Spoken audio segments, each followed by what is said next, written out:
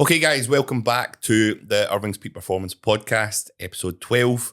This week we've got another guest on. We've got Humsa, Blvcksheep Media, as people will probably know. Humsa, welcome. Thanks Is so this your first podcast you've been on? You've been on once I before? think first time I've been in a studio like this, and it's some setup with all the lights and everything. You're just like cool stuff in there. overwhelming a bit at first. I've done one or two before, but none like proper in a studio like this. So I'm quite Like excited. just like on Zoom. I done one on Zoom and then one that was just kind of just at somebody's studio. It was a wee small one, but nothing like in a proper podcast setup like this. Alright, class, is it? So Feel all right? it feels good. It feels a bit intimidating when You you always walk seem, in. to be fair, you always seem like you're dead chill. Like, obviously when we do content and that, you're always calm as... I think I try to be. I think that's just when you know what you're doing, you just Is that kind of just your demeanour? I think you control what you control, and I think that way when you know what you can control, then you just seem to be a bit more calmer. Anyway, do you want to give us a wee bit of an intro to you, who you are, what you do, Blvcksheep, and so on from there? Yeah, so my name's Humsa, born and raised in Glasgow. I run Blvcksheep Media, a creative video agency based in Scotland, working with a variety of business sort of in the fitness health space. So fitness coaches, gyms, personal trainers, dental clinics, aesthetic clinics, a lot of like sort of service-based businesses. Running this for about coming 3 years full time. It'll be in August, so quite a short journey and quite an intense journey. The last couple of years, it's been quite non-stop since when I started. Left sort of full time job to take the risk and take the chance to build what I would say is my dream sort of business. Yeah, you had that nailed there. Exactly what you do. Proper business. Like, what did you do actually before this? So it's funny, nobody even knows. I don't know. So when a lot of people, like I'm talking to them, new clients or people on shoots or whatever, and they're like, "Oh, you went to uni?" They just assume it was like film media. But I studied geology at uni. So when I finished school, like coming from a South Asian background, you've got like three options. Like your parents want you to be a doctor, engineer, or you're a failure. You're literally, that's it. It's like that. You're so pushed down the medical route. Right. And then when I told them I'm going to do geology, same thing. Most people say, like, what the fuck is that? Like, what is that? Most people don't even know what geology is. So geology is the study of rocks, and we use that basically to find like natural resources, mining, gas, like all those sort of stuffs. And again, like plate tectonics, safety, geothermal energy, all that stuff. So I done geology, University of Glasgow for 4 years. While I was doing my degree, like one thing that I loved, what kind of got me into degree was I love being outdoors. Loved, like, especially being in Scotland, like maybe when yourself in your younger years, you bounce up a Monroe, you do a hill like every weekend. That was what I was doing when I was in uni. And that combined with my degree, I was just going to these cool places, like, because I loved like being outdoors and seeing mountains and understanding how they formed. I just loved it, and it just gave me this passion. I was like, I'm going to these cool places. I want to kind of document it. So it wasn't until when I was in first year uni. So leaving school, I left school a year early in fifth year to go to uni because I got like all A's. And I wanted to. So you were so you got the grades to go do all the like doctor medical stuff and all that. Literally, and then my parents were like, "Why the fuck are you not doing it?" I was like, "I couldn't be bothered with being a doctor. Like a lot of the stuff that somebody might come in and say to you, I don't want to be dealing with that." So I didn't feel like it would resonate with me. So after first year of uni, that's where like, because I think I was maybe a bit premature going to uni because I left a year early. I wasn't quite ready for it. And after first year, I just felt really overwhelmed. I just felt a bit lost in uni, and I took a year out. And it was in that year out where I spent time with family. I went to live in Pakistan for 6 months, and then coming back, that's when I was like, you know what? I've got loads of time. Bought a camera, bought a drone. I knew I was going to go back into uni, so I spent that summer just like climbing Monroes. I think the very first trip I done was the Isle of Arran. When I went to there, I solo camped, took a tent, some food, camera, drone. I still remember the first video I made. It's fucking shit. The jink was great at the time, though. It was absolutely. It was the first because back then drones weren't really a thing as well. Right. And I was like one of the first people. What year would this have been? This was 2016 or 2017, around about then. Right. Okay. So going into second year uni, and then I just fell in love with the process of filming, creating content. I had a separate page where I was posting all my travel stuff. And then from there, when I was going to these trips while I was on uni and taking time outside that, going to places like the Dolomites in Italy, went to Germany, Bavaria, done quite a few trips, Austria as well, where I just like love to just be around the mountains, just taking photos of mountains, hiking. And that's all your content was around? That was all my content was around. And then obviously when I went back to uni got quite serious. I never knew like I could push that as a business. Like I had all the creative knowledge from it, but I didn't know like the business aspect of it. And then obviously with obviously family pressure and them obviously encouraging me on what I need to do for my life and what career I need to build, then I need to like continue my degree, focus on that. So I focused on that. It was still kind of always in the back of my mind. And then eventually I graduated from Glasgow in 2019, finished with a honours in geology, and then I got awarded a scholarship. I still wanted to kind of move into the oil industry, and that was actually what kind of, because I knew the numbers and the money you could make in the oil industry is, or being offshore. I did always have a passion to want to go offshore, and that's maybe one regret I do have that I didn't actually get to do was go offshore. I was just always fascinated by oil rigs. I thought they were quite cool, and I did like the shift pattern work, and I thought that's how I could maybe get an angle into the business. It was like do shift work of that's my main job for like 3-4 weeks, then I'm off the rigs for like 3-4 weeks, and I've got all that time to build a business. Okay. So that's why I went down the route of petroleum geoscience. So I got awarded 2 scholarships to go do a master's. One was in Aberdeen and one was in London at Imperial College. And I'd never had the chance to live in London. And I was like, you know what, it's all paid for. I was like, I'll just jump at it. And so I moved to London to do my petroleum geology master's. That was the year COVID hit. So that was like, so we done first 6 months was kind of normal. And then the last 6 months was probably like the worst experience I've ever had. So try to do uni remote where we were supposed to be going. So we were in Oman actually that year COVID hit, and that's when like the corona started hitting out and we were seeing the cases come up in Italy. And then a week after we came back from Oman, that's when we went out of lockdown. And then 2 weeks after that, we were supposed to be going to Pyrenees for another trip. And they changed the whole uni like to do fully remote. They done like a virtual field trip on Microsoft Teams. So I'd went from being in like these cool places, being in sand dunes and being in mountains to right now we're looking at photos on Google Earth and you're just like, nah, this is not it. So like, the next 6 months of uni were horrible. I tried to do it all remote. And then those last 6 months after that with my scholarship, I was kind of promised like a job at the end of it. And then from that, with COVID obviously being hit, they were in the oil industry is very volatile. Even outside of COVID, like just now with obviously a lot of stuff going on, the prices jumping, people lose jobs, like the industry is very volatile. So they were letting a lot of people go. So the company that gave me the scholarship and then were going to give me a job, they said that we have to pull out of that offer, unfortunately, which is unfortunate. So I graduated from there and then I moved back to Glasgow, and then obviously it was like peak COVID. So I was just applying for loads of jobs.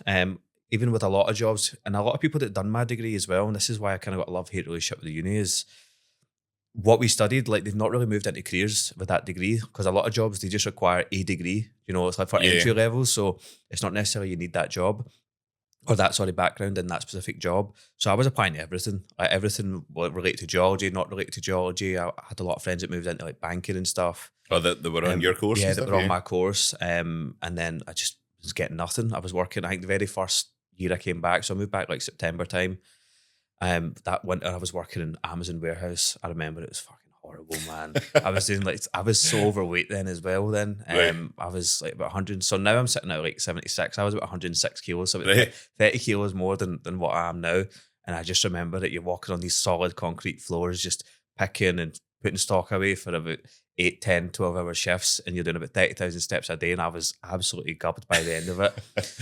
I eventually got let go from that because that was like a seasonal job over Christmas, like the busy period. Again, couldn't get a job. Would even land an interview. That's what the crazy thing was. Right.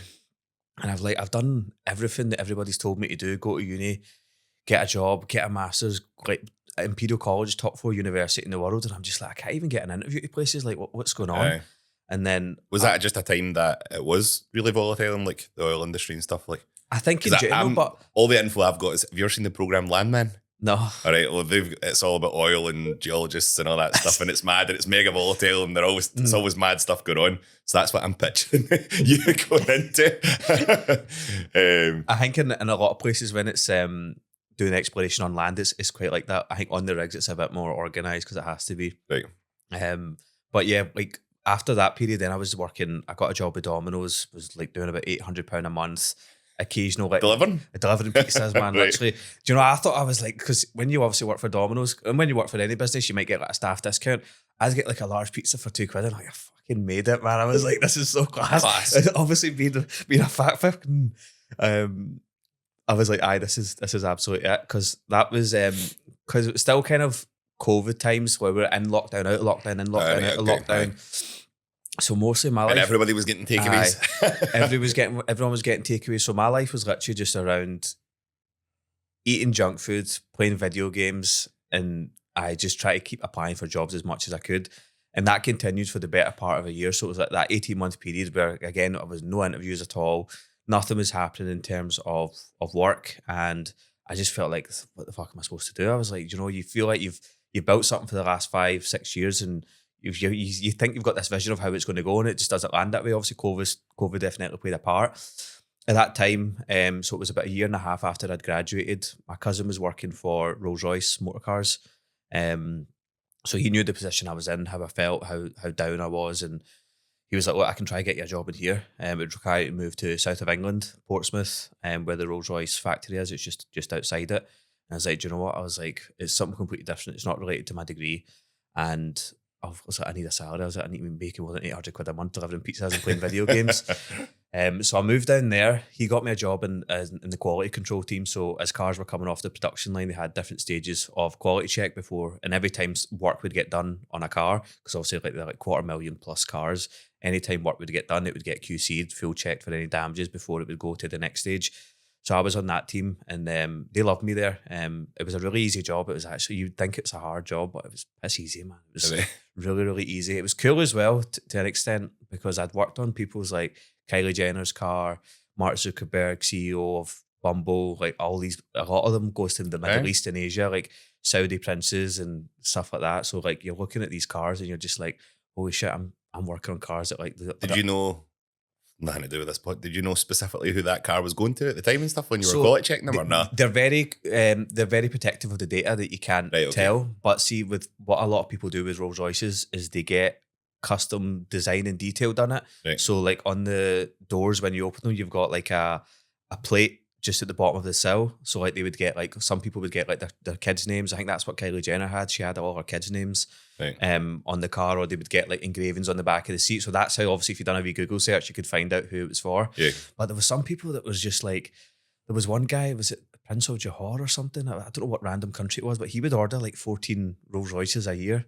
like all different colours, different designs. Most of them were all like colourings and stuff. But you see them with like a lot of the guys from Saudi, like, because obviously if they've got stupid money, like they're just, and Rolls Royce has got that sort of premium branding exec. Everybody knows you're a big baller if you drive a Rolls Royce.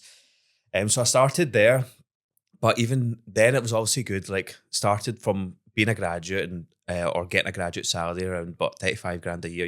You're walking away with like 2.5 a month, which is good for a graduate, and especially moving from the point I came from, being working for Domino's, £800 a month. I was like, you know what, this is actually pretty good. But it was what I realised, it was like the personal fulfillment that I wanted to get from my life and the person I wanted to be and the direction that job was going to take me, that I was never going to get from there. And it hit me on very early. In the first week of working there was a guy on my team the team next to me, who'd left, or he was leaving, and he'd been there for 17 years. And when you're at a company for that long and somebody's leaving, they do the typical thing, end of his shift, we give him a plaque or an award, flowers, whatever, a wee gift, everybody stand around, clap him. And then they'd done that, and then the very next day, it was just like he was never ever there. And it was like a light bulb moment that hit me. I was like, holy shit, if I give 5, 10, 20 years of my life to a company, like I'm just going to be replaced the next day. And I'd always wanted to build something that was kind of bigger than me and what I'd done work-wise. I wanted to make it be beyond, what the actual job was, so that in terms of the impact. And I just felt like, right, yeah, okay, I'm working on these cars, but I'm like, how is it changing people's lives in a sense, or what impact is it having on people's lives, or what impact is it having on my development as a person? That's what I always really cared about more, because I was like, if I stayed in this job 5 years, 10 years, longer than that, I was like, how am I going to develop as a person, or the person that I'm trying to become? I was like, I just don't see that progression happening. So I stayed in that job for about a year, but even still, as the months went on, I just felt corporate life isn't for me. Like, it was shift patterns where like you would do like an early shift one week and then a late shift the following week. And then you would do the typical routine. Then you get to the weekend, and I'm just like, each weekend, I'm just like, just try to survive the weekend. And then I'm starting all again on Monday. And I'm like, this isn't sustainable. I was like, I'm going to get to the point where I know the vision of the life I want, where I love traveling, love being outdoors, loved like, creating content. And I was like, that's just been on the backseat for so long. And I just really loved that element. I was like, how could I build a life around that? Because I felt like in the corporate life, you've got 25 days off a year you can maybe take, maybe more if depending on your job.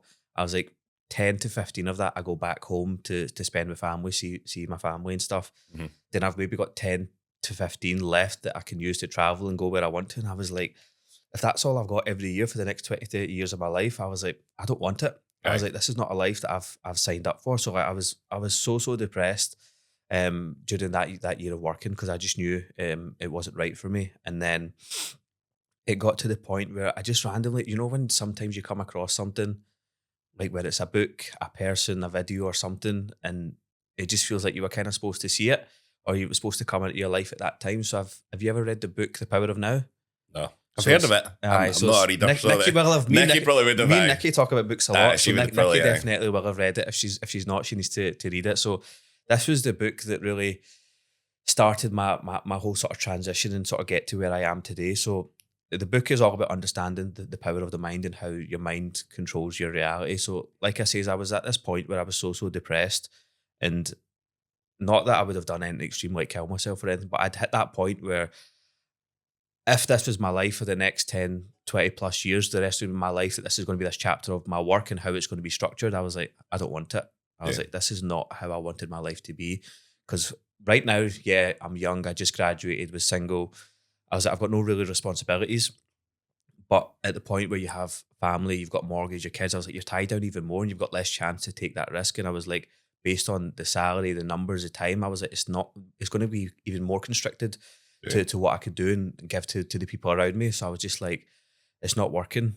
So when I read that book, there was just one thing that he says in that book that just really changed a lot for me, where he was like, when people are suicidal or they're talking about like they want to, take their own life, they always say, I want to kill myself. And then he raises a question, whereas who's the I and who's the self? And that's what the whole book concept is based around, is you are separate from your mind. Your mind is just this trained computer chip almost that's been trained based on past experiences, past things you've watched, listened, learned to dictate how you see and view life. And that really sent me on like a journey of trying to understand how the mind works. And that's what I play probably the main factor into how I've got to where I am this today, because I realized at that point where everything that I've got to at this point in life, all the people I've got, the life I've got, as much as I could blame it on things like COVID, external finance, external circumstances, jobs I'm in, all of that is controlled by me, because there's stuff within that I can control. And if I want to change how my life is, then I need to change how I see, think, and respond to things around me in life.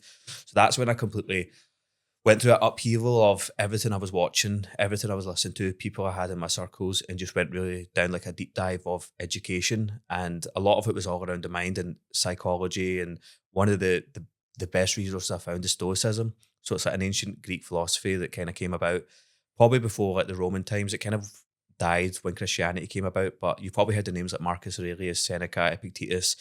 I just came across their stuff and I just felt it was so applicable to today's world. And it's something that some guy had written in a journal that was never meant to be published. It was just somebody that had worked for him that had just, put it out there, and it obviously grew. Do you think we've all had conversations in the past about you being like quite spiritual and that, not and less religious and more spiritual?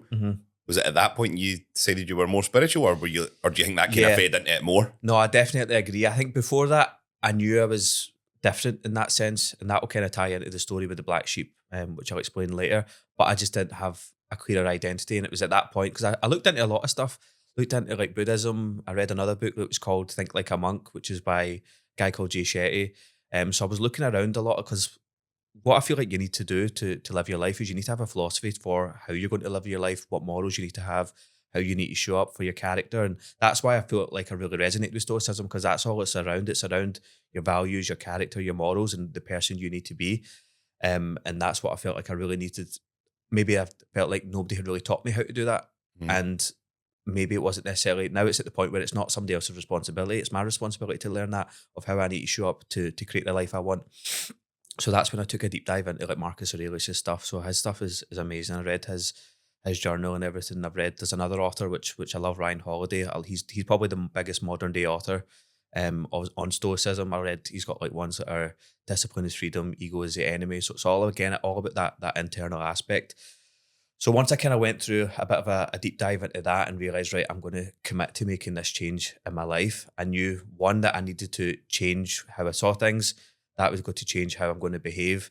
But to kind of speed that up and to get help, what I done was I got the resources from like the books, the podcasts and stuff. But then that's when I made the decision, right, I'm going to leave my job, take the risk, move back to Glasgow and try build this creative business. And again, Right. that was something as well, like you were talking about in that spiritual aspect. With that move back to Glasgow, that felt like a spiritual decision. That didn't feel like a logical decision. It felt like I had a calling to go back because I tried to build a creative business there. Right, you did. I tried to, network, reach out to business owners, but again, nothing was happening. I just had this voice in the back of my head. I was like, just move back to Glasgow. You've got a bit of a network there and everything will snowball from there. And that's pretty much what happened. So I moved back to Glasgow. I left the job and they were surprised because I was like the best for them. They were like, you came in with so much qualifications. We've got this plan mapped out for you. And I was like, I don't want it. I was just like, your plan looks good like that. But I was like, for what I'm trying to do with my life. And again, money was, yes, a motivating factor. But again, it wasn't the only factor. That personal fulfillment, like you could be making 6 figures in a corporate job and absolutely hate it. And I felt like I could get to that point where my salary's going up, but I just didn't enjoy what I was doing. So I moved back to Glasgow with the vision to build this business. And then I wasn't making any money and I signed up. I'm a huge advocate on investing into learning, and especially learning from someone that's done what you're trying to do. Because one, it speeds it up, and two, it's always best to learn from someone who's an expert in that niche, because there's only so much you can do, and you can never learn everything yourself. And I think especially building a business, maybe you found it now with your journey's changed and but less away from coaching, more into the business, that business can be challenging but yet lonely journey. And I think sometimes you need people in that circle that understand what you're trying to do, because when you move away, like that corporate or that 9 to 5 life is the 99% of society. And I think people don't understand what it's like running a business until you actually do it. So I think having that as a resource of, you're in a group with other people that are doing the same thing. You've got a coach or mentor or something that's kind of directing you and they've done it before. So I signed up with a coach. I wasn't making any money at that point and I was still spending each month just doing everything. I was like, tell me everything to do and I'll do it. And I was like, I'll put in the reps, I'll put in the work, and just kept doing it. Was doing free shoots, was doing loads of outreach, what I would call like spec shoots, where it was just like, look, this is what I can do. If you like it, this is how it can help your business, then we'll get a chat sort of thing. Was doing loads of that. That didn't land too many, then it did. And then I landed like my first fitness shoot. So I started with the fitness stuff. So around that period, Can you remember who that was? The very first fitness shoot, Mark Laurie it was. He ran a gym. I don't know if he runs it. He does more mindset coaching now. He's quite big on social media. He's fucking hilarious, man. He's so funny. Specific Scott, it was called. He was the first proper fitness shoot I'd done. And then why I chose the fitness one is because I liked the values behind it and how, because for me changing my life, like that period when I moved back to Glasgow, that's when I lost all my weight. So part of that change was, I had to fix a lot of aspects. I had to almost change my identity. That's what I felt like it was. And that sort of journey, I knew I had to get in shape because I was lacking confidence, didn't like how I showed up. And I was like, if I would just focus on business, I feel like a fraud. I was like, my internal identity and how I feel and what person I needed to change. And I think that's, but I saw a lot of value in fitness. And that's why I kind of moved to do work in the fitness industry first, because I was like, this played a huge role in how I see my life. And you've probably got it as well from clients you've worked with, where they've got into shape or they've went through that diet phase and they're like, holy shit, is this how I look right now? And that sort of self-belief that it brings back to people, that's what it did for me. And that's why I wanted to work with a lot of people in the fitness industry when I started out. So I started out doing some free shoots. I remember messaging loads of people, people that I work with now. And they told me, actually, one of my clients, Stephen, he was like, when I first started and I was messaging loads of people, he was like, he got one of my messages, like, who the fuck is this clown? Because nobody knew my name, and Blvcksheep wasn't a name in Glasgow. Yeah. So he was like, who the hell is this clown? He patched it. And then 6-8 months later, I was working with him on a monthly basis. And he told me that story, actually, I think a couple of months ago. So I thought that was quite funny, but it really snowballed for me. I probably went to about 6 to 8 months without any real results to call it a business. And why, again, touching on that mentor aspect, because I came from a point where it was like very creative focused to, right, I know I'm good at the creative side, but everything that I need to fix are the gaps in the business side. And that's where I was like, this is where I need a business mentor to help me structure and build a plan around that, because I knew that's what would propel my business more rather than the creative.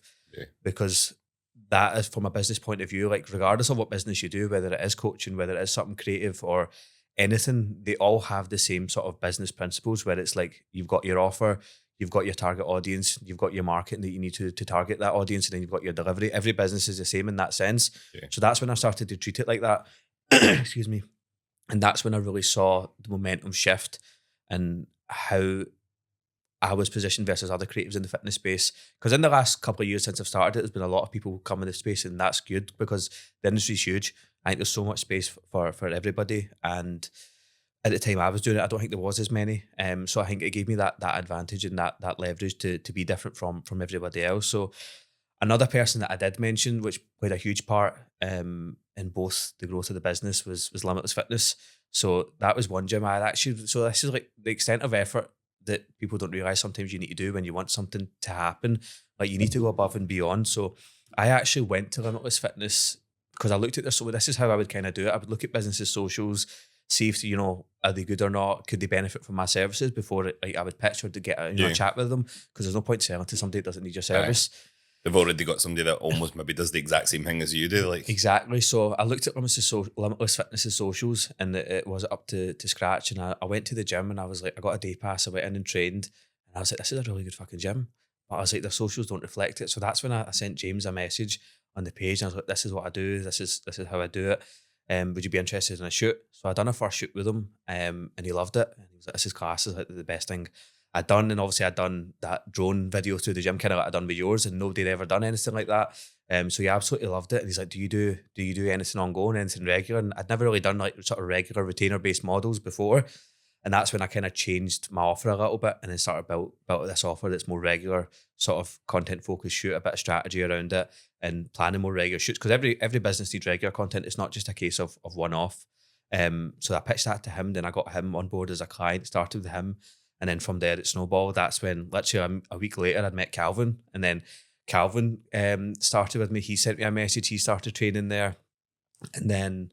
That's pretty much how I had seen you through Limitless and Calvin. Yeah, and then so both of them gave me huge. I'm so grateful to both of them because they both gave me huge angles into the fitness industry, because there was lots of coaches that worked and came and trained in that gym as Limitless has grew.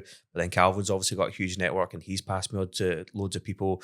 And then it's just kind of spiraled from there. The more I was just doing these shoots for clients, just again pushing the offer, the business side of it.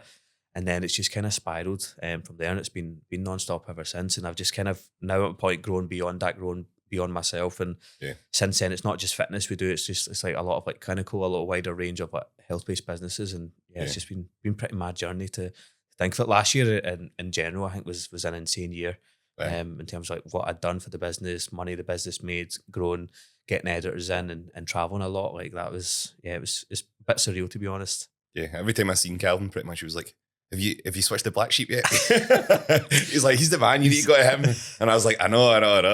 So then it happened. And obviously we're like 2 years down the line now. So yeah, I think it is. It's coming up for 2 years. And I think that's what I focused on, is like if you've got a business, is just main thing is focus on your offer is that good. Like you actually deliver what you say you're going to deliver. And I just knew that would be such an easier way to beat other people in my space. And if you've got a business where you've got competition, focus on just making sure what you're actually providing is better than everybody else, because that's how a lot of my business grew, was from my clients advertising me before I started advertising myself. Referring me on, like Calvin said to you, exactly like that. Because when someone knows they've got a good product or service being delivered by someone else, they'll 100% refer you on to somebody else, because you had bottlenecks in your content, other businesses have bottlenecks in their content, and it's a solution they all want, but they sometimes don't necessarily know who to go to or who to trust. But by me delivering such a good service to my clients, that's where my clients were doing the referrals for me. I think that's a big thing, like for sure. 100%. For me, when switching to you, it was all about like service. Like obviously, got for Calvin, like how good you were and stuff like that. But it was all about like timing, how quick we could get things back, what was going to be not necessarily what your offer was, but what you were able to bring to the table in terms of giving us ideas and stuff. I think that's been like a game changer. 100%. And I think for anybody, like whether it's PTs, coaches, or anybody else, like as long as your service is good, that things are going to work, aren't they? 100%. I think that's where people get maybe a bit lost in the offer side or the service side. it's sometimes not necessarily just the actual product or service you're selling. It's so much more around that gives more value to the client, where it could be in terms of support, other access to resources they have, how you onboard them, how you deal with, from my point of view, how you deal with sending the content, planning the content. There's so much more to it. So to make it as streamlined from when they inquire with me to all the way to delivery, to the every point that they feel like they're looked after. Same from when we a coaching point of view, how maybe you get back to clients, the time you get back to them, how you go through their feedback, how you do the breakdowns. It's not just a case of giving them a plan or telling them what to eat. There's so much more value you can give to them around that certain product. Same like when you come to me or we're running a seminar or I've got this idea. It's like providing that value to my clients. That's where I feel like they'll get the most benefit. That I've heard feedback from other people that when they've inquired with me, they've not really had that when they've worked with other people. Yeah. Or they've had they've planned shoots where like the person's messaged them the day before, right, what we filming tomorrow. There's no been any action, no plan beforehand of what to do, and maybe too much responsibility placed on the client. Whereas I know what problems my clients have and what solution they're looking for, and I'm just trying to bridge that gap the best way possible. Yeah, and I think the way that we do things now, like obviously you change your offer and what we do and stuff more recently, it's like even better again. For me, it's like this is like a testimonial. Like, like I feel so much more confident in what we're putting out and how everything's kind of planned out. Yeah. Obviously just the way that you structure things now, so it's class. Yeah, and that's important for me, and I'm happy to hear that feedback, because from, let's say, from a coaching point of view, the first thing you do when you get a client on board or they get inquiries, you do like a consultation process, or before you onboard them, you figure out what are they doing just now, what's the current problems, where have they got injuries, have they tried stuff before, have they tried a coach before, and that's quite important for content and marketing before you put it out there. You've kind of got to understand who you're trying to target, what you're doing just now, what your offer is, because that will help build the clarity around content. Because I know that's where a lot of people struggle, is like they don't know what to put out, and especially with they don't have the time to figure it out. So like you need to kind of understand that, which I do with my clients. So when I've signed some of the coaches I've worked with recently, and they gave me that feedback, they were like, I just thought it was videography like that you did. Like I couldn't believe like the service. Not creative ideas and scripts and ads. I couldn't believe like the service like this. I feel like I'm getting so much value for my money, and I feel like looked after almost in that sense that, what I mean, that side of their business is covered. And like I say, when they need that support, it's not just a case of I come to a shoot, I give you content, I disappear, and there's nothing in between. You've got that support, and you need that support as a business. Aye. Before we kind of kick on with like the content mastery of what we're going to go into, where did the Blvcksheep name come from? We've not touched on that. You've given us your whole kind of background story and where you're at now, but where did that come from? Yeah, so it came from a few angles. So growing up and from probably late school, I never felt like I was wanting to fit in. I always felt like I stood out. I'd spoke to everybody. I was quite a sociable person, but I just never felt like I had that, that concrete tribe. And again, I feel like I'm still finding my feet with a lot of things, because I've changed quite a lot over the years, and I'd always taken pride in being different, and not wanting to be like anybody else. And I think a lot of people fear that, and I think there's pride in it, being able to present yourself differently, to be able to speak differently, to not be afraid in doing something different from what the masses are doing. So it was tying in that sort of mindset alongside coming from like a South Asian background, obviously come from a Muslim family, living like a Western society. Like my gran immigrated from this country, immigrated to this country back in the 60s. So coming from that sort of background, doing something that was creative, where I told you my family were like, you need to go into medicine, be an engineer, or you're a fucking failure. Sort of very academic. Very academic, told that this is the way my life should be. And then how my life should have been planned. I wanted to do something, just completely upheal that and just do something completely different. So that was the first sort of reason behind it. And then the second reason was the vision I had for the clients and the impact I wanted to have, is I wanted to work and build brands that want to stand out, that want to do something, that want to build something. Because building my clients' businesses is building their dream, which is simultaneously building my dream. So that's what I kind of visioned for the Blvcksheep brand. And like I say, it's coming from a religious background where maybe my thinking and my ideologies are a bit different to what and how I was raised. That's why I was like, you know what, I want to celebrate those differences. It's not something to be feared. And I think especially in today's society, where we create so much divide amongst people with different ideas, different beliefs, different religions, different nationalities, and it almost separates us more. Whereas I'm like, I want to unify people that have got a same sort of vision for life. And I felt like that's what the Black Sheep sort of message and brand is about. When I actually told my family that I'm leaving corporate life to go and build this business, that was funny. I think only one of my brothers was like, yeah, he's the one that's just maybe 2 years older than me. He's the one that I grew up with. So I'm the youngest of four. I've got two that are like 36 and 37. Then it's me, my other brother, which are we like 28 and 30. Yeah. So there's a bit of a gap between us. So me and him, because we grew up kind of similar age, we got the same mindset with a lot of stuff. So he was like he was a big advocate, supported me. My oldest brother's like very old school sort of mindset, like that you get. Like, he's so good at what he does for his job. He's a project manager in a civil engineering company. He was like, how are you going to make money using a camera? He's like, it's just a hobby. He's like, it's not going to go anywhere.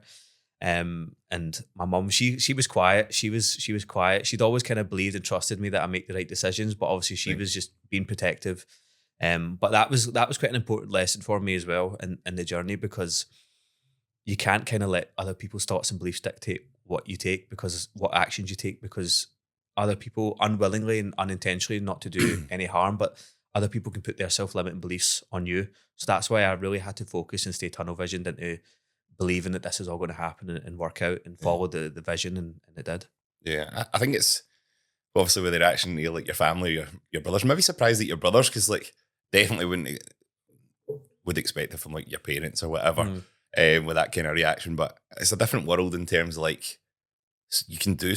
I think you can do so much if you just really go after something, and if you like you did in the beginning, did loads of stuff for free and like just put yourself out 100%. There and do all the things that you're probably scared to do, and just accept 100%. Loads of no's and have thick skin. And it's because I got the same thing from my mum, not necessarily my dad, but I was like, so it's the whole fear of self-employment, and there's no safety, and I think that's really relatable to coaches and PTs in it, because definitely. And I think, in my honest opinion, I don't think that ever goes away. Yeah, that sort of fear of the business. Like, even I've got busier and I've hit numbers that I was like, holy shit. Like, when I first started it, I was like, look, I just want to make the same salary I was making, and I'll have so much time. I'll be doing a job that I actually enjoy. And I've way past that point, and I'm like, shit, I need to go much further, because the goalposts always move. And I was actually listening to a podcast with the NVIDIA CEO, where he was talking about that. So it's a multi-billion-dollar company. And he was like, I've always got, like, because he's so on it and how he works, and he's always pushing the business now with AI and stuff. Yeah, he goes on about working every day, doesn't he? Like, so he's manic about it, and he's like, I've always got this fear that tomorrow everything's just going to collapse, like all our customers are going to go. And he's like, Joe Rogan was like, it's a multi-billion-dollar company. He's like, you really still have that fear? He's like, it never goes away. And I was like, fuck, I'm a long way from there. And I was like, I've got that fear, so I don't think it's ever going to go away. But that's you need to kind of lean into that discomfort, and that almost, if it's an insecurity, like that can almost turn that into your strength. Because if that's what you fear, then just use that to motivate you to make sure you do the work. I think that is a big thing that really restricts people from going like self-employed and really going all in with being self-employed. Because I think a lot of people still not that they go after it, but they go into it. I don't want to say go after it, because that means that they're really working for it. But they go into whatever they choose in terms of self-employment. I'm thinking more of coaches and PTs, and then they think it's all going to come easy because they see people like Calvin, or maybe even not being big-headed, but people going, oh, Ross has got a gym there or whatever. But you need to do loads of really shit stuff like you did in the beginning as well. Yeah, definitely. You do need to go through that phase where I just call it the eating shit phase, where David Hatch did the exact same thing, actually. Literally, the eat shit. You're maybe working with shit clients. You've worked doing loads of shoots. People are getting back to you, not getting back to you. One client comes, then they go, and then it is a phase until you get the foundations. I think like no business has a constant, sort of linear growth or exponential growth. It's ups, downs, fucking roundabouts. You can't have the expectation of like charging what like the average in the industry is, because you're new to the industry. You've got nothing behind you, no backing. So exactly, my strategy was, and I think it's an easy strategy to follow, is either have a job that pays me, like not necessarily related to the business, that pays me everything I need for my expenses, that I know I'm good, and then use all that time to focus on the business. And like I was doing every day, weekends, evenings for about 6-7 months straight before that I got that sort of first paid client in. So I would either do that, or I would have the savings to cover me for a period of time. But I think knowing that feeling that I had the savings to cover me, sometimes I feel like you need your back against the wall. Like you can get too comfortable in the comfort, and that can stop you from pushing the limits or testing the boundaries to do the actual work you need to do. And I think sometimes having that discomfort is what you need. When you feel like that pressure, it really kicks you in gear. Because if you got something too comfortable, like I did when I had that job, Mm. like I probably wasn't doing enough work to get the work that I needed. But then when I knew I'd left it and I was like, right, my back's up against the wall. I've just put all my eggs in this basket. Yeah. Even though like I've got a degree safety net to fall on, I was like, everything's just going into this sort of mission. That's exactly what I say to folk that are looking to get into personal training. It's like, Yep. oh, I'm doing my other job and it's 40 hours and stuff. And I'm like, it's just never going to happen because you're always going to be too scared to leave that job and never have Exactly. enough time to scale your personal training Yeah. or your coaching or whatever it is.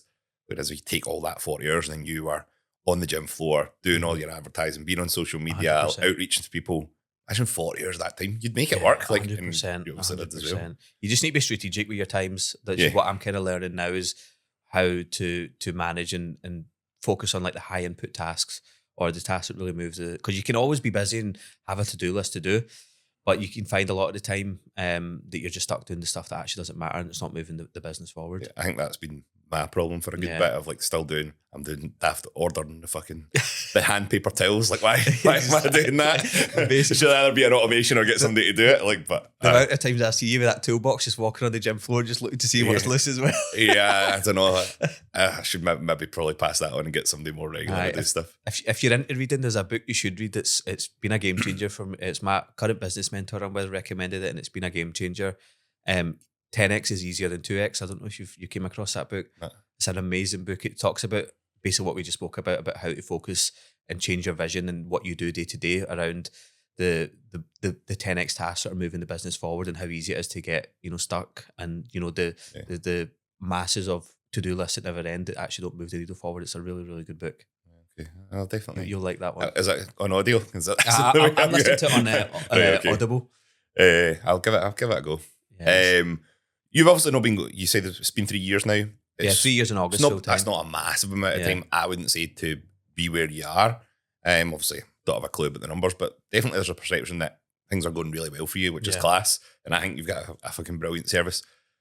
Can you think of, because you go into all the things that you've done, but can you think of one thing that's been a main mover of the needle for you, like that made things go, or is there anything that stands out to you? Like what was a difference maker for you? Because I think that's really relatable to people that are maybe self-employed or starting a business. Two things I would say. One was investing into learning from people that had done it before, or I would invest to learn a specific thing, and then I would go to the next person to learn the next thing I needed to learn. It wasn't just a case I was paying for a friend for 6 months to tell me what to do. It was a case of like, they've got a certain skill set that I want to learn. And I'm a huge advocate of, if somebody's got it and they've got a service or they don't have a service, you can pitch to them and ask them, what is this something you're willing to teach me, and pay them. And most people I found were. So that was probably the biggest factor. Like I said, it helped teach me a lot in the business side of the business, not the creative. And I knew that's what I need to focus on to grow the business. So learning from somebody that had already done it before and around different aspects that I knew I needed to learn. And the second thing was the value I was providing to the client, making sure that I was making sure the offer was as good as possible, that they were benefiting from my service, because my retention rate is so high. I think about 70% of the people I work with just now, like they've been with me since that sort of first summer that I started, which is mad. So making sure that, like, you've seen that offer kind of changes, making sure that just keeps getting better, because I think that's what your clients are going to be looking for. And I think as well, talking about the coaching space, when you look at a lot of coaches and PTs, in terms of what you give a client, it's not going to change from one PT or coach to the next, because most of it's going to be based around a nutrition plan and then a training plan. But there's going to be ways that you can make that journey easier for the clients that are, you're coaching. So it's like, how do you figure out then what value you can actually provide them to make your service even better? Because I think that's kind of where you bridge a gap, and that will make you stand out from other coaches. Because like I say, when that value is so good, especially from coaching side, a lot of when somebody gets in shape, you probably get queries from their family and friends that have seen them get into shape where they weren't in shape before. And that's how a lot of referral work comes in. So making sure that service is good is going to make people shout your name even more. So I knew if I can make that offer so good, people will advertise for me. And that's exactly offering more value, essentially. Exactly.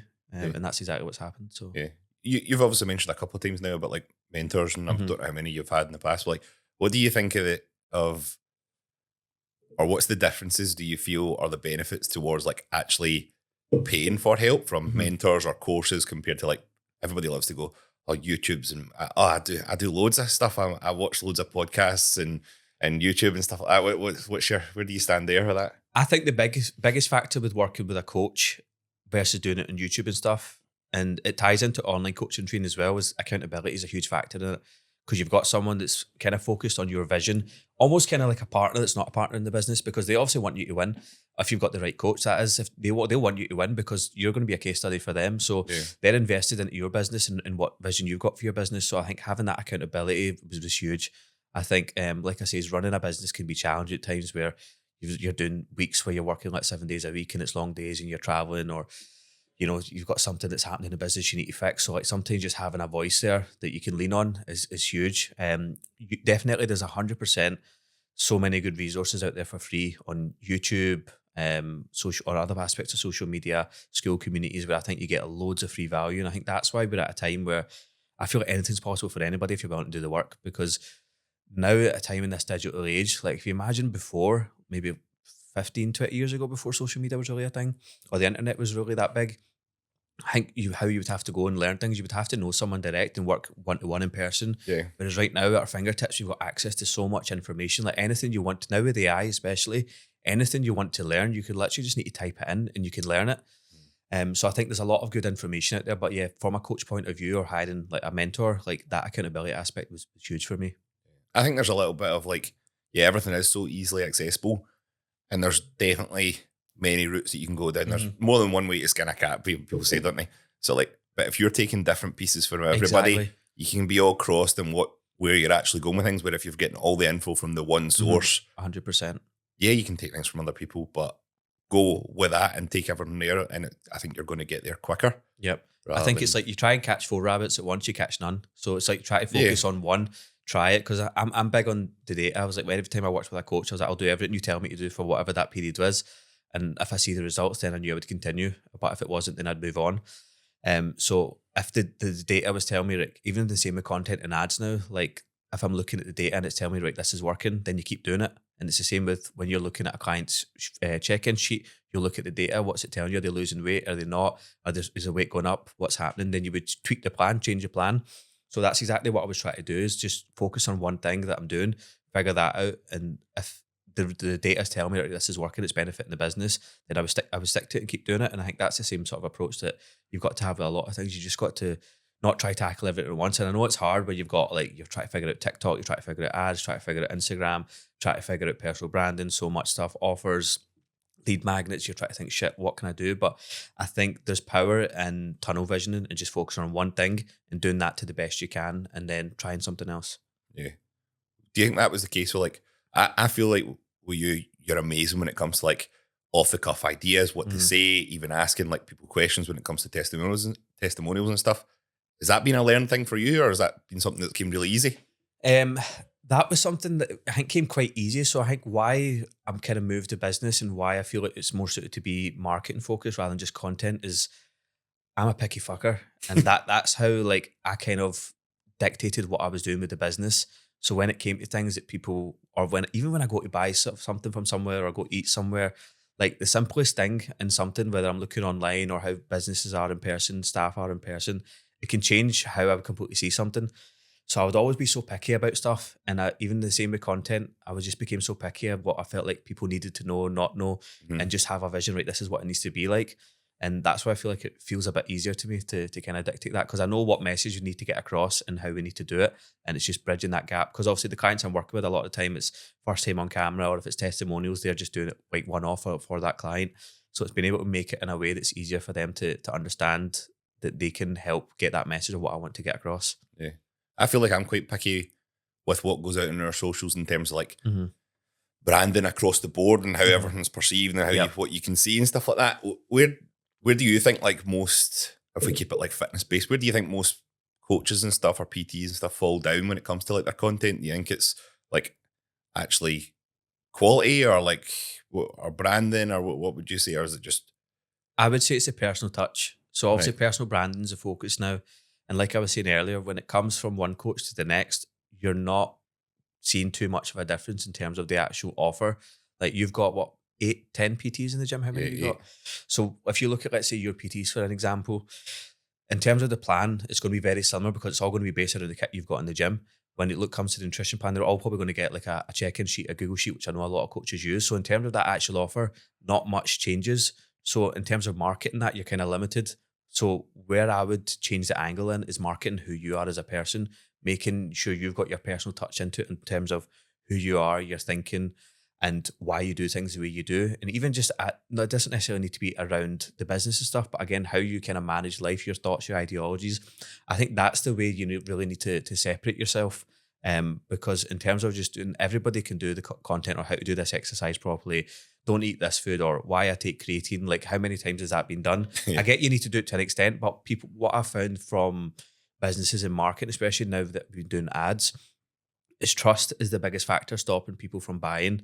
And you really need that sort of content that's going to build that trust. And to do that, you need to show people who you are. Mm-hmm. And it wasn't until, because when I started the business, I never had any idea that I was ever going to be putting myself on camera. I thought I'd just be shooting cool videos all the time.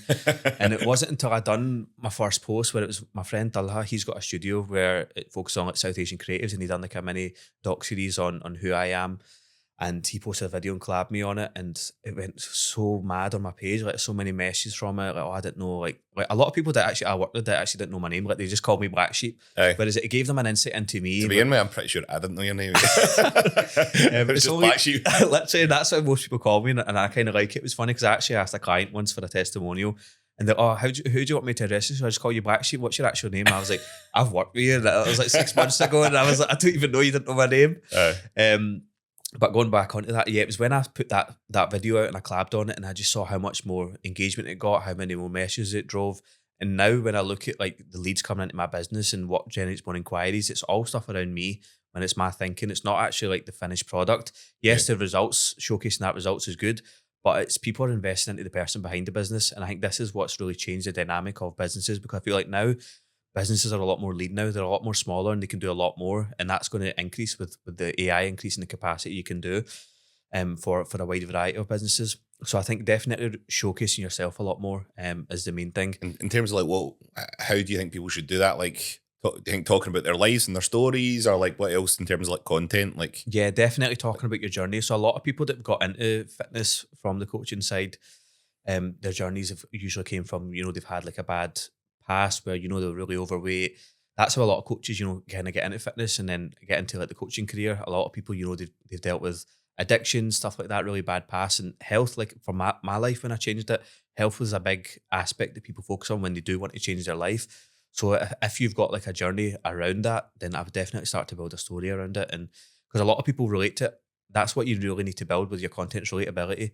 People want to be able to understand who you are, your vision, what you're trying to do, and understand that you can relate to them. Because that's where I feel like a lot of coaches miss or bridge the gap, is when they do sign clients that they don't get results with, or clients didn't enjoy the experience. It's because that, they were looking at the result, but there was no relatability in them understanding the client. And it was actually Mark and Jen that you had at their seminar. So they've got some really good fucking knowledge around their coaching, and I love their whole ethos. It really resonated a lot with me.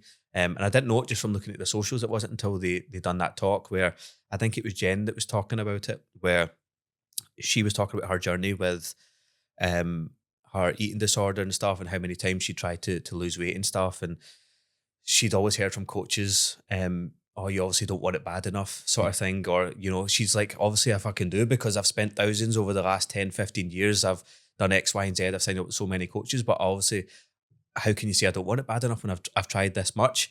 And then that's where she kind of took into the realm of talking about like understanding the psychology of like your clients, what's controlling their behaviors, what, what traumas have they got, sort of thing, what sort of stuff's happening in their life that's stopping them from following that plan or getting into that shape. Because it's not just a case of following a nutrition plan and doing a training plan to do it. There's usually a lot more going into the psychology behind why your clients are doing or got behaviors in place. Like I say, is that your mind is just that computer chip that's kind of programmed your life, which has been dictated by your past.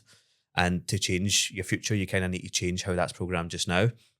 So it was when she kind of said that, I thought that was like a really good angle, which I feel like a lot of coaches maybe don't consider as much. I know like with a lot of people, it can just be quite copy and paste plans. I've heard some wild plans people getting from the coaching spaces and getting like the plans written on by pencil on an A4 piece of paper and all that. Like absolutely. Sent on a pitch. Literally like stuff like that. It's the same plan 4 days in a row. And I'm just like, there's so many people out there, and it's the same with Manish that I knew that have got busy businesses, but their service is so bad, but they've just got that visibility from their content or from how they're showing up. And that's really the difference.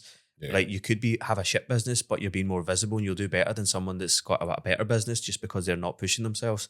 Yeah. So understanding how to craft a story around that and understanding like actually what maybe your clients need to learn from you to build that relatability. I think that's huge. Yeah, do you think showing like that vulnerability and emotion, 100%. no kind of connection with people is going to be the biggest thing? Because I think Yep. instead people get caught up with like, the thing that comes to my head is like maybe with like female coaching, it's all like girly girl stuff and all that. And yeah, people are going to buy into that to an extent, but on the kind of deeper level, it's more Yeah, that stuff definitely. that's gonna- I think relatability is huge. I've seen quite a few coaches get really big talking about, getting back in shape when they've had like illnesses like PCOS and stuff like that. Some people that their whole platform kind of became centered around that, and now they've just found an avenue to work with women in that niche, with those certain issues and stuff. And people always want to, especially like young coaches coming into the game, I feel like they always kind of get stuck down. They want to work with these elite lifestyle clients, where the average person, I feel like they'll probably be thinking, what's an elite lifestyle client? Like they just want to get in shape. Like, because I work with a few gyms that are like women only gyms, and a lot of the clients we get in, this is how it's been really good for channel and the marketing. There's a lot of the women coming in, they've not been to a gym in 5-10 years. They've had kids, work's been busy, they've got that fear of going into a big gym. And it's how do you speak to people and how do you relate to people that is just the everyday person, because that's the masses. I know a lot of coaches in the gyms that I work in, it's very bodybuilding type route or that elite lifestyle route, but there's so many more people. When you look at the commercial gyms out there and the number of gyms, there's so many, just your average person that just wants to come to the gym, feel a bit healthier, get a bit in shape. So it's like, I would target them, not like the 1% client that you get that wants to be nice, wants to jump on stage, wants to do a photo shoot. Like there's so many more clients out there that will benefit from what you do, but you just need to bridge that gap of how do you communicate that to them, because it is everybody's ideal situation where you get that client from your case that follows the plan, that's dialed in, that wants to compete, and they want that sort of certain physique look. When that's perfect, because it makes your job as a coach easier, but they're harder to get. But you can't have every client like that. There's going to be clients that you have to spoon feed a bit more, where you're going to have to understand their psychology a bit more, their sort of trauma behind it, why they're not following the plan. And that's what I'm talking about. That service value needs to be good, because if they've struggled with it for so long, and then all of a sudden you've got that result with them, and then people in their life knew how they were struggling with that and see that result, they're going to come to you for it, because they knew that you fixed that problem for them. And I think that's quite important. That's what I would target, is the masses. Yeah. Well, I think for us as a gym, that's almost what we're trying to do, is as much as we probably get classed as a bodybuilding gym, I fucking hate that. It's just because it's me and I love my kit and I'm trying to make it all that kind of stuff. But I'm trying to make it like bridging the gap between, right, commercial gyms, appeals to the masses. How can we appeal to the masses and show them there is actually so much more, and their training can be better and their environment can be better, and they can get better coaching, just an overall better service, a more warm atmosphere and environment as well. And I suppose for coaches, that's what PTs, they should look to do that. No, definitely as well. I do agree, because I think there's more scope, and I think the hardest thing that you need for any business, but especially fitness, is you need results to market yourself and to show you can get it. And it's hard to get that, because it usually, most clients starting out, you're probably looking at maybe 3 to 6 months in that sort of window before you get that sort of transformation. And then it's like it's like one of those situations where you don't have experience to get a job, but you need the job to get experience. So you're stuck in this cat and tail situation, where it's the same when you're starting a business. So I think you really need to get clients in, or do it for free for some people, where you can get the results in market, because that's the two things that people are going to look at, is the relatability and who you are as a person. Do they want to buy? And for the result you're saying you can get them, do you have the social proof there to show that you can get them that result? I think the results are huge in fitness marketing. Anything outside of that, then you think that it's a key thing for people to help grow their socials, not necessarily just round about content, but you think if we can make it brief, I know that you can go mega. I know you could go we could go on a whole podcast just on that, but I would look at ads, because I feel like with organic content, you limit yourself to, especially if you do it in person stuff. Do you think even if somebody's like brand new to it, like they should look at ads? Maybe not if they're brand. I would say until you've got the social proof. If you're at a point where you've got good number of clients, you're getting good results, and you've got like a timeline of results are going to come in at this time, that you've got a bit of leverage to market, then you would go and ads. then you want to grow, then I would go ads. Starting out, I probably wouldn't, because people don't know you. So I think the first thing you need to do is you need to get people to know you exist. And the way you're going to do that is, I'd say you're probably going to have to start small and get the social proof, whether it's like, working for getting coaching friends, family at first. If you're a completely brand new coach, that's exactly what I would do just to get the results. Yeah. But on the social side, I would create a mixture of content. So mostly what you're going to need to do is like your top of funnel content. That's going to be your most engaging stuff that's going to generate the views. And it doesn't necessarily need to be educational. It's your top of funnel stuff can be like a lot of your trend based content, because that just brings people into the page. And then So that's like different variations of what you've seen people do already. yeah, pretty much. And kind of like we done that one with the putting Connor in the car. That's like a really good one that's just going to bring eyes on the page. That's not necessarily going to get people to sign up to a membership, but that's when, later on you're talking about why you should come to Irvings Peak Performance Gym, why it's better, or this is what a client said they signed up. Not a pure serious bodybuilding gym. 100%. So it's a mixture of content, but I would say you need to do volume. Like if you think one post a day is enough, or speaking to one client a day, like the volume is going to be your biggest asset. And then you'll eventually you will find your groove of what content you need to see that's coming out that your clients actually enjoying, because that's what people make the mistake is your Instagram, especially if you're an online business, it is your shop window. Like if somebody comes into Irvings Peak Performance Gym and just you can tell that they've never been in before, they're trying to look around, you wouldn't just sit there and just ignore them. Do you know what I mean? You would actually get up, talk to them, is this your first time coming in? Like, what you're looking for? Where do you train just now? And then you would kind of just show them about the gym. You need to treat your Instagram like that. You're trying to build an audience and people are buying into you and your vision. And when the best way to kind of give you an example is, I would say to people, look at who you follow, whose content do you consume, figure out why you consume it, because that will give you an angle of what you're actually trying to get value from that content, because that's what people want. When it comes to your content, there's two things people normally want, is they either want an emotional based feeling from it, or they want a knowledge base. So you either want to learn something or they want some sort of emotion from it. Yep. And either that can be the positive emotion or the negative emotion, whether it's like something triggering. Yeah. So that's what people really want, because with TikTok and Instagram, TikTok really changed the game, but it's all like being around, try to capture our attention as quick as possible. Quick fire, swipe. Yep. Swipe. Yep. And you've seen people get really big pages for the most randomest stuff, just because there was something about it that just attracted people to that page. Like there's people talking about their journey with like PCOS, stuff like that, or certain illnesses.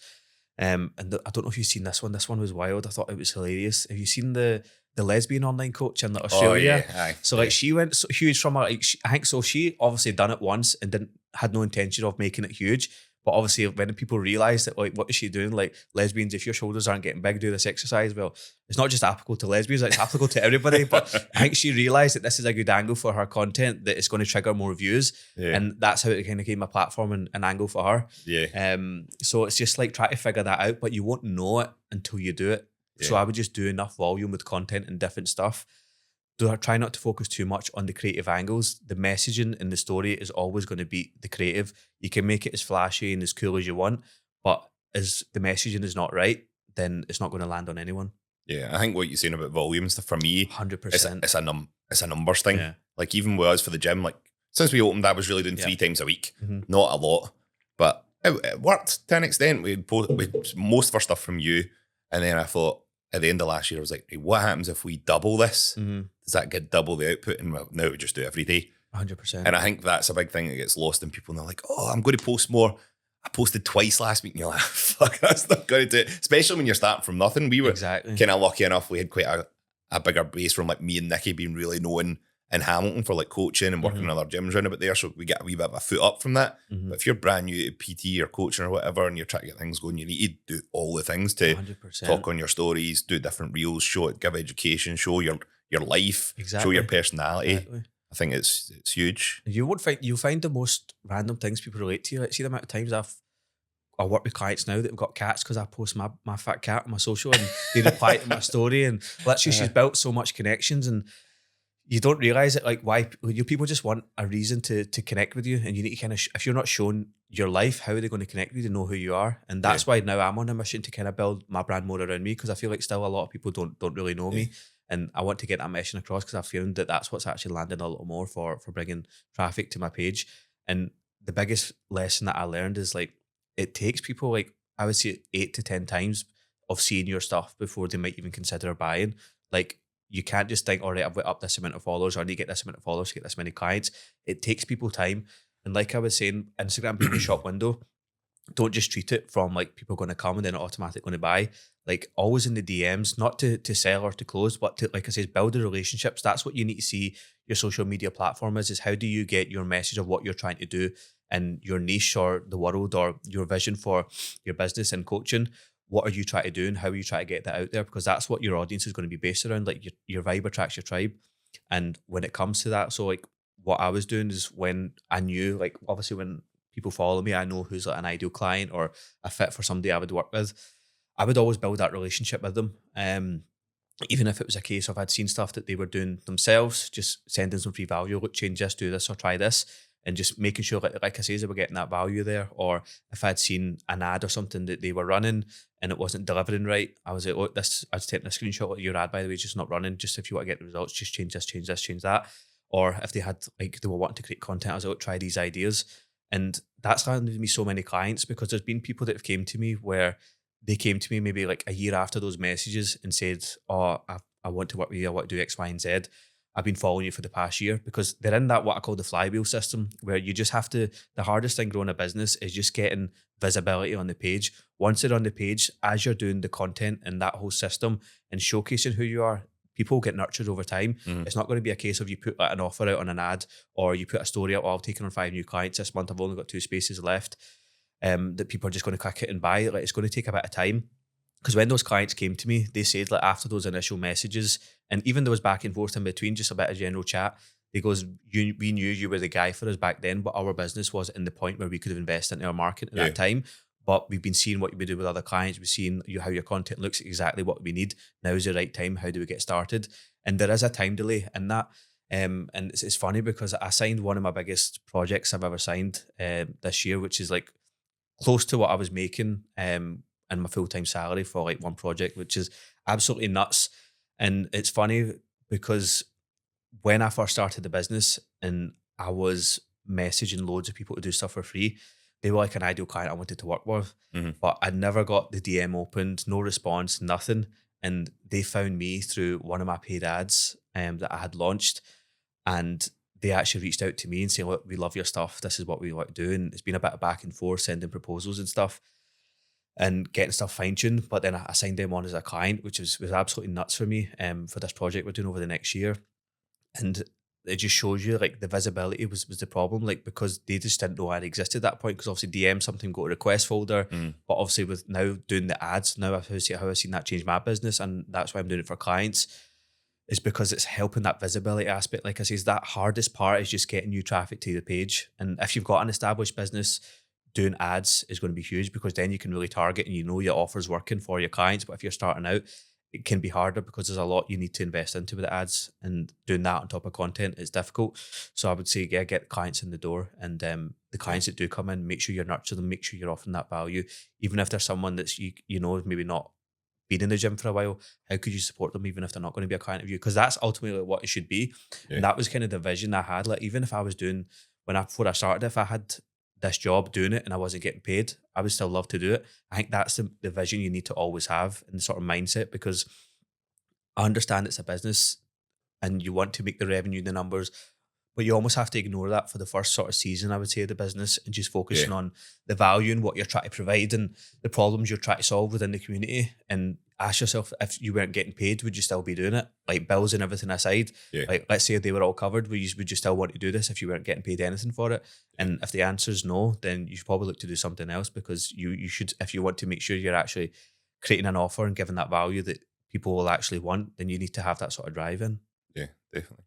Do you think when it comes to like people that are maybe not even necessarily like up and coming or starting a business or starting coaching or whatever it may be, they waste too much time worrying about like quality of content and like how 100%, they just need to take action and do 100%. So I would, first week get started, I would say starting your stories. Stories is easier because everybody wants to grid. And it doesn't need to be as polished. The grid, people want the grid to look fancy, and I'm guilty of that as well. Obviously coming from a creative background, that was like a huge bottleneck for me, trying to do that. But I'm always like, the light needs to be like this, the angle needs to be like this, whereas I'm trying to slowly overcome that bottleneck.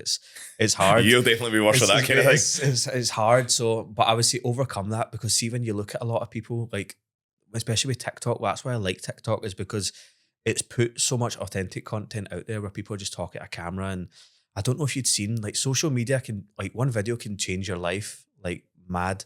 So I don't know if you've seen that video of this. I think she's in it from America. She sings a Dr. Pepper song.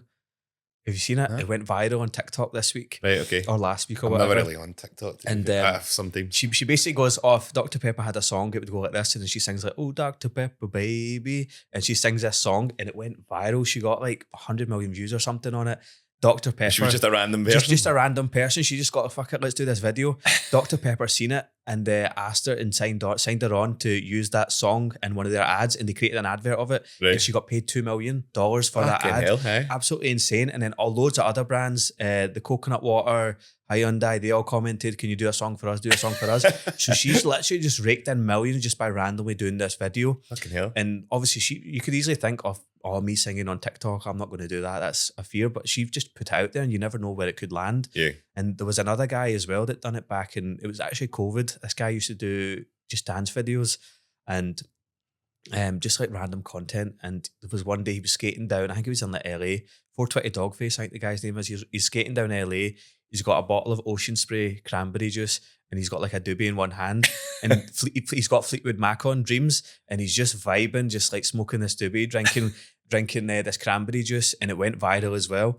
And then that Ocean Spray, that company reached out to him and gave him a brand deal just from that one video, because it was just such a vibe. People were vibing to it. It went viral, and that's the even thing. With the doobie. Even with the doobie in it, he got like a free car from them. He got like a year-long brand deal sort of thing, and then it obviously changed the nature for him. But that's like the thing is, if you don't do the volume and content, you'll never know where it could land. And if you stop, you never know what that end product's going to look like. Even like one of my clients, Gemma, I done like a brand video with her in Everlast gyms, and then just from like that brand video, like, yeah, she signed up I think like 12 to 15 clients from one video, but the reach that it got helped her get like a sponsorship from Everlast, the actual gym. So like from that shoot, she got like a sponsorship with them where she got free gym membership, free merch.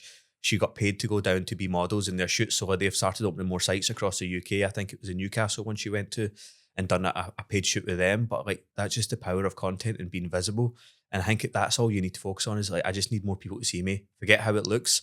Just make sure the messaging is right. Just need more eyes on you. And because so many people will want to buy your product or service, but they can never do that if they just don't know you exist. And I think now with fitness, it's became a very saturated industry. And the quality of the coaching is not always up to scratch with a lot of coaches coming into the industry.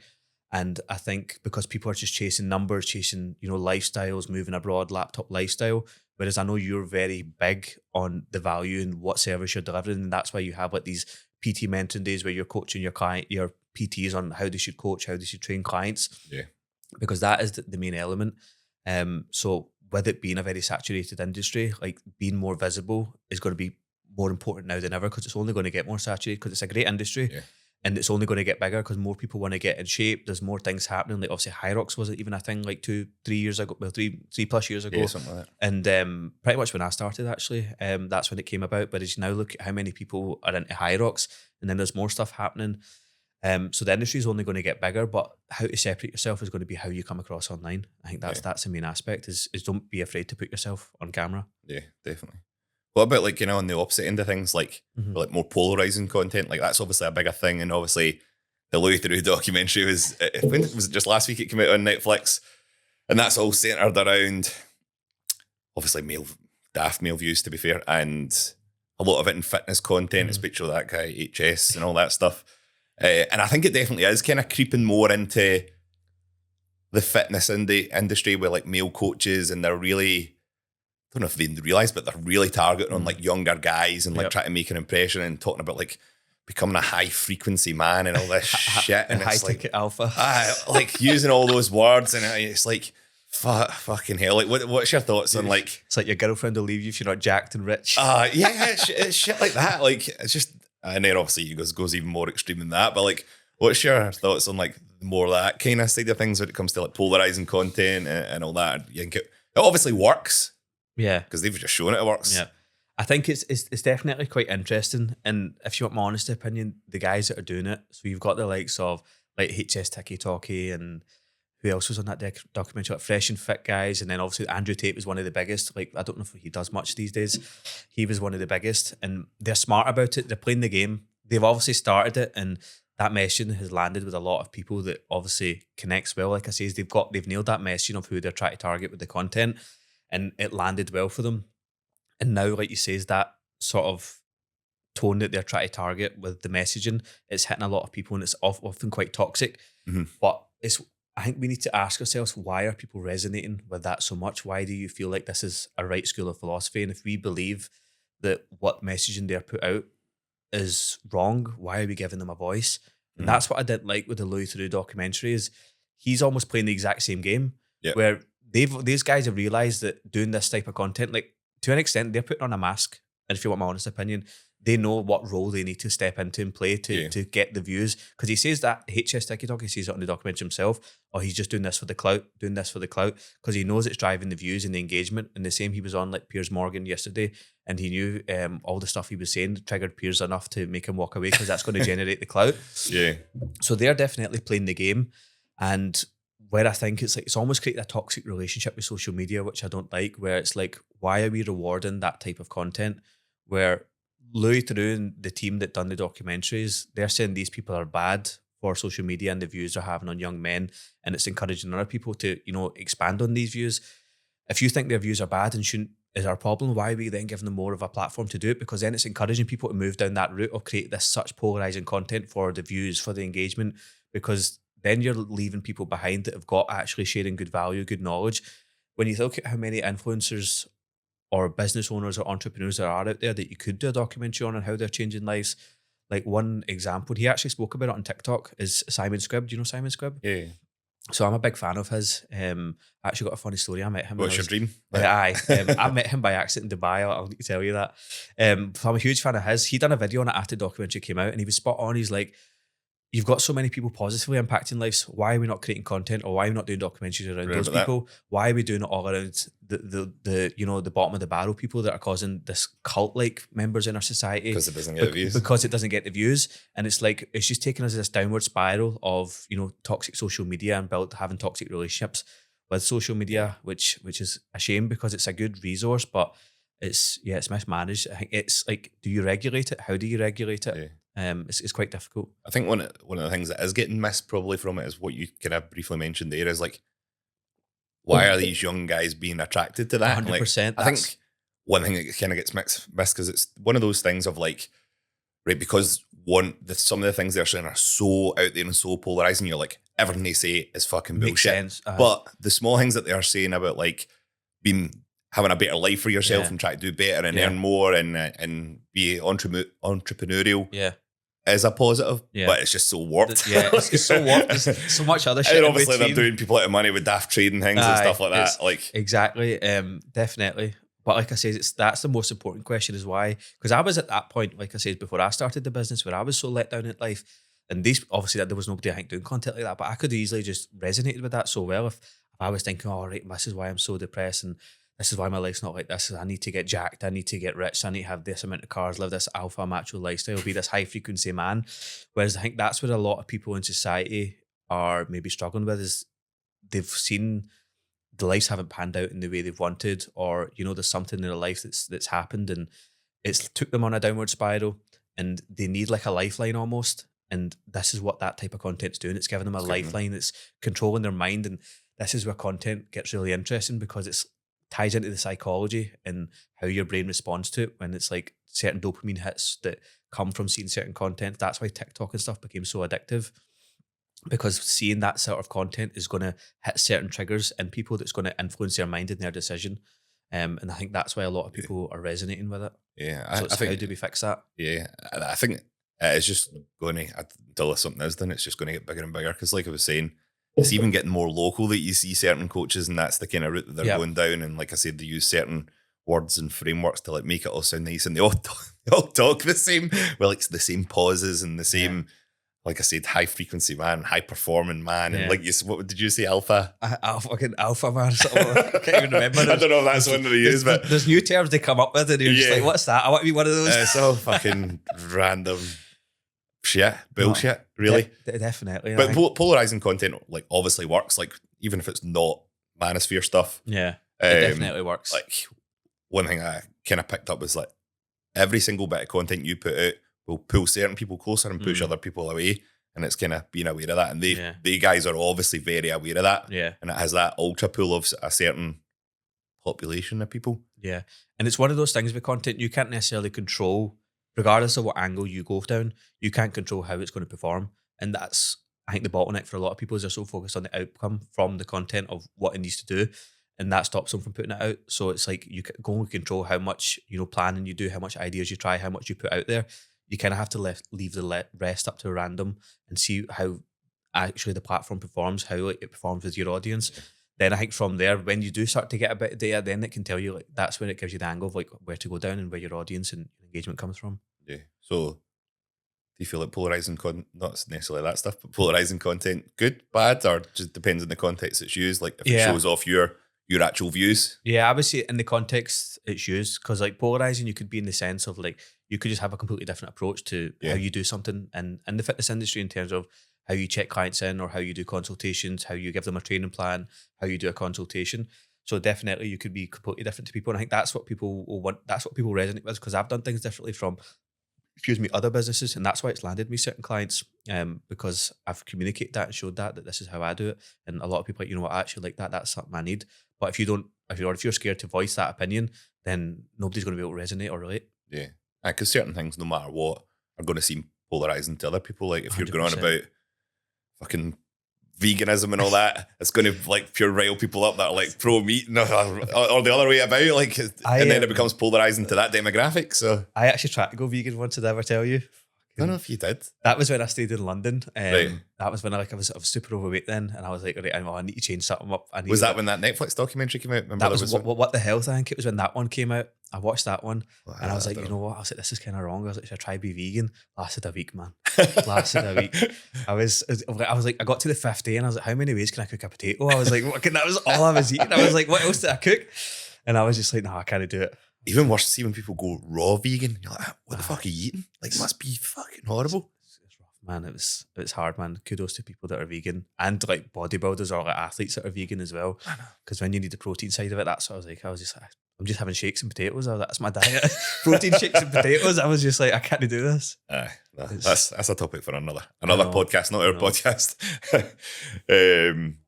Yeah. So outside of like the polarizing stuff, away from that, like, would you say there is a certain kind of content that is like best, like just in general, like very broad? Like if people were going, like, I want content to land well, what's best? I would say the humor side, just to get like your top of funnel stuff and bring new people in. The humor side works really well. Yeah, that's probably the stuff that lands the best for us. Yeah. And then more towards your middle bottom funnel, where it's like more conversion side of stuff. Social proof is your biggest aspect. I think your social proof is huge. Like I say, because your top of funnel is going to get people into what I call the flywheel system, and then your other content's going to nurture them and convert them over time. So you need to have two different angles from your content. One that's going to attract new people in, whether that's through like, funny trend-based content or paid ads, or you're going to have other content which is going to nurture, educate, engage, build the trust, and then convert them. So yeah, that's what I would say. Focus on those two angles. I think especially in fitness, your social proof is going to be huge. It's more challenging with being online to get like testimonials and stuff, I understand. But before and after shots of photos, you can do what I've even started doing now is like just video testimonials on whether you have calls with them on Zoom or whatever, like that. They're going to be huge for you. Yeah, even text for like, I think on people's stories and stuff, text from 100%, like people's check-ins and stuff like that, like their wins for the week. Like, can be a big thing. I'm down this way, or I've hit this trouser size for the first time in years. Like they're all really good social proof. I think that's what you need to show as much as possible. Social proof is huge. Like we've kind of said blanketly, like no one bit of content is going to make the difference to your business. It's got to be all these things coming together. So like we were saying, 1 or 2 posts a week's going to do nothing. You need all these things to come together in culmination, along with your outreach, with showing off your personality, whether it be other things as well, just the way you present yourself generally, especially if you're on the gym floor and stuff like that. 100%. I couldn't agree more. Yeah. What about for yourself? What's kind of next for your brand, and where you kind of, if you can tell us anything, like where you're planning to take things and change and grow? Yeah, I've got some exciting stuff in the works. The goal is always to keep the value. Says that value offer is going to be number one. Making sure that keeps getting for bigger and better for my clients. Now I'm kind of on a mission to scale beyond myself in terms of that value offer. So it's bringing in more people that are focused and more experts in certain areas. for me to kind of step back and focus more on the bigger vision. Bringing them into the business. Yeah, bringing them into the business. So helping with like strategy, ads, filming is probably the next phase, helping with someone in the filming side, because that's probably my next bottlenecks. Like that's kind of my angle that I've had for the business, is just keep doing stuff until it breaks, fix it, and then move on to the next thing, sort of thing. Because I think that's what people are scared to do, is to fail or get something wrong, or break something almost, where that's, for me, it's good data. Like that's the best thing that can happen, is because if you find a bottleneck, right, you just step back, right, what's the bottleneck, what's causing it, how do we fix it? Yeah. And then you move on from that. And I think that's what business is. It's just a continuous problem solving game. And that's why I love it. It's like the best self-development game. So I think for me, moving into the next sort of phase, this is where I feel like it's, the first phase of growth was really good. It's been amazing. Whereas now for the next phase, I feel like it's a big identity shift for me, in terms of how I see things, how I offer things, and how I approach things as well. I think that all has to change, because I think it's like that version of yourself can get you to point A, but that same version can't get you to point B. So it's almost like you've kind of got to transition, and that's what I have to do now.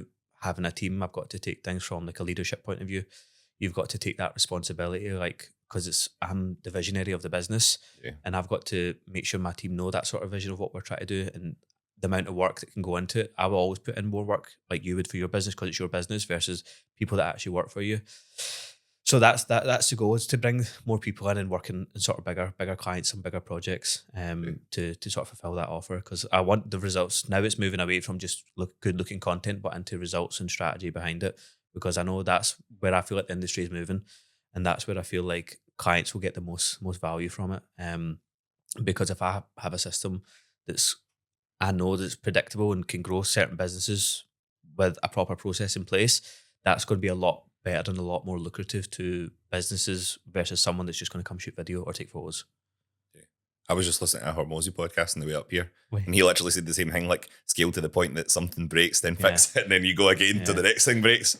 Alex Hormozy's been like my best friend these last few years, but I literally got him on repeat. Did you see him on I think it was his podcast, to be fair, and it was Tony Robbins that was on it. Yeah, that was class. And he totally like schooled him and was like... You know what was the funniest? It was funny because I think that was the first time I'd ever seen Alex Hormozy shook a little bit.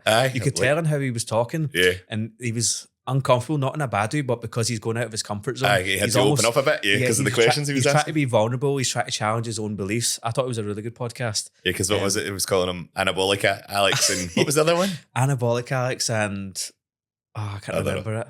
But that was that. Tony's trying to get him out of it. That was a good episode. But Alex Hormozy's is class. Like I said, making sure you've got the right resources to learn is one of the key aspects to growing a business. Yeah. Like not doing too many, but just focusing on some, because there's a wealth of knowledge out there, and Alex Hormozy stuff's been huge for me.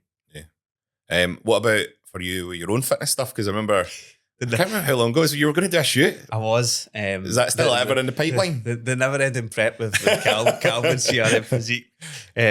Poor guy gets like a 5 out of 5 every week, even when I've been off plan. Sorry, Calvin. But I think probably around summertime I will do one. You're going to do one? I'll probably do something.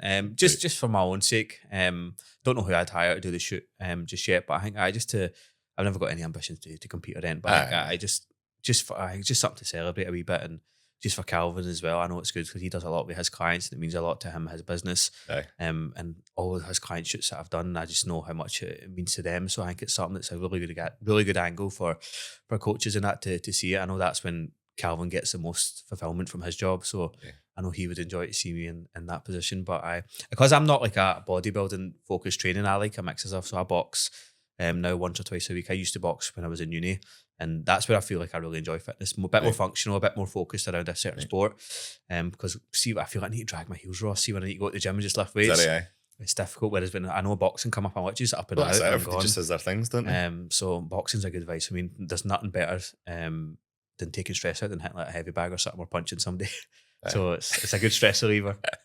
I don't know if I could get into that, to be fair.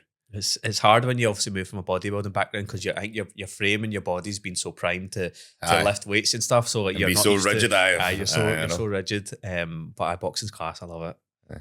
I wonder if you did a shoot, if it would give you a different perspective on now when you shifted back to doing what you do. That's why I kind of want to do it as well. Is like if I hire someone to do it, I want to see it from the client perspective as well. Because I've tried to frame a lot of stuff. If I was my own client and I was being signed on by Blvcksheep Media, like how would the experience be? what would I want my experience to be like, and that's how I've kind of figured out of like right, fix it around that. So that's what would be giving me a good idea inside doing the photo shoots and stuff is see what it's like from a client experience. Yeah, class. Because they all love it. Like they get to eat loads of food after it, so it's like the happiest day for them. So I don't know if they dread it a little bit beforehand. Depends who they are. I think quite a few of them are it's nervous. Definitely outside people's comfort zone if it's the first time. It's definitely when they first get started with the shoot, they are always nervous. But like all the feedback I hear from everybody, like I absolutely love the photos. I'm so glad I've done it because it is when you think it is a weird thing. Obviously, doing it in places like your gym, Levels, like it happens in there loads. But people just think, shit, I'm going to walk about the gym with my top and that off, or get my abs out, or it feels a bit uncomfortable. Because even if I think back to when I first did mine in Extreme with like Tony with TT Image back in the day, I was well out my comfort zone, even though I was going to do a show. I know I looked good, but it was well. But now if I do one, I'm like, it's almost like I don't really care. It's weird. Like I'm just like, I'll just do it, and like, that's fine, mate, cool, whatever. You're just used to it, and I think that it's just like it's the same with like doing the content. 'Cause I used to be so nervous with it. Probably even when we first started working together, but then it was just like, it's all right. I don't really care. Whereas like some of the coaches get involved and are like, for it was the first time. I'm trying to think back to a first shoot. I can't remember it. 2 years. I can't actually remember the first one. Neither can I. I know it was around summertime. It would have been start of summer. I think it was start of summer. But it's the same with everybody. You just need the reps and something to get that confidence. And it's the same. Every client I've worked with, the first shoot, they're always struggling. They're always nervous on camera. They're stumbling. But that's where obviously I take that responsibility. How can I make it easier for them? And especially if you're doing your own content, you will get better at it. Everything is a skill that you can learn. Like everybody you're seeing doing content, like they were always at that point. Like, you know, if you look back at Alex Hormozi, for example, when you look at his very first, obviously now he's got like a production team and everything, but when you look at his first videos where it's actually just him sitting in a chair talking, like he's so different at how he portrays himself back then versus now. Yeah. And it's a skill you get better, but you just need to kind of get out your own mind a wee bit. Yeah. It is difficult. Class. Well, it's been like an hour and a half of we're good for time to be fair, but this is everything I wanted to kind of get through. So we'll draw things to a close. But before we do, is there anything you want to kind of punt to the people per se? Like, are you taking on any more clients? Are you at capacity? Anything else that you've got going on that you want to make people aware of? Where can people find you? I'll put a link of them down below. But if people have need help or they want advice, they want to bounce something off me, like my DMs are always open. Like I says, there's so much space in every industry for everybody, and I feel like, especially like running a business, you've got something you want to ask somebody, but you don't know who to ask. Or some people might know, they might know me, but might not have known me well enough to think, I can send them a message. Like my DMs are always open if people have got questions around content or stuff they've got planned for the vision or an idea. I'm more than happy to help them and speak to them. Cool. Are you taking on clients? Are you at space or not? I'm probably just doing about one a month I take on. But until I hire another videographer, I think probably towards summer, I'm probably not taking on any more clients at the moment. I can imagine you'll probably be picky with that as well. Yeah, it's like I say, right now as I've moved into this new territory with the ad side, it's just making sure that delivery and that offer is right. Because I know once I've got the process right for that, then all I need to do is market it, which I know how to do now with the ads, and I'll be able to scale it. And then that's where I'll be able to take on a lot more clients. But it's just that before, you try to jump and look at the numbers that you're trying to push the business revenue up. I know that will come in time. As long as everything else on the back end is sort of sorted, then that will happen. Cool. Class. Well, thanks for coming on, mate. No, thanks. I really appreciate you having Blvcksheep Media on Instagram? Blvcksheep Media UK. UK on Instagram. With a V. Irvings Peak Performance Gym. Join the gym. See every podcast. We've got an offer on for March and April, so definitely join. Well, we're extending it for April. This will be at the start of April, so yeah, it's extended. Nice. So yeah, classmate. No, that was a good podcast. I appreciate you having me on. Cheers. Privilege. Good. Classmate. Nice, man. Cheers.